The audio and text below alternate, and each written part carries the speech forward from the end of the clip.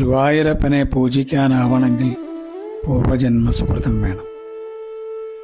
ഗുരുവായൂരപ്പനിൽ ഒരിക്കൽ മനസ്സൊന്ന് നിറഞ്ഞു പോയാൽ പിന്നെ നമ്മൾ ഭഗവാനെ ഉപേക്ഷിച്ചാലും ഭഗവാൻ നമ്മൾ ഉപേക്ഷിക്കില്ല.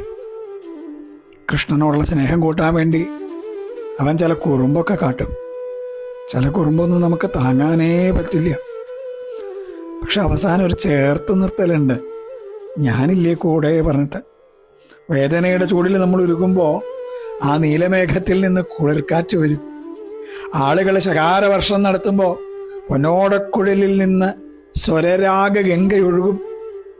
നമ്മൾ വിശന്ന് കണ്ണാന്ന് വിളിക്കുമ്പോഴേ കുഞ്ഞി കയ്യിൽ അവിലും ചീരക്കൂട്ടാനൊക്കെ ആയിട്ട് വരും. നമ്മൾ വല്ലാതെ തളർന്ന് വീഴാൻ പോകുമ്പോൾ നമ്മളെ മാറോട് ചേർക്കും, ഞാനില്ലേ കൂടെ ചോദിക്കും. കൃഷ്ണ ഗുരുവായൂരപ്പ.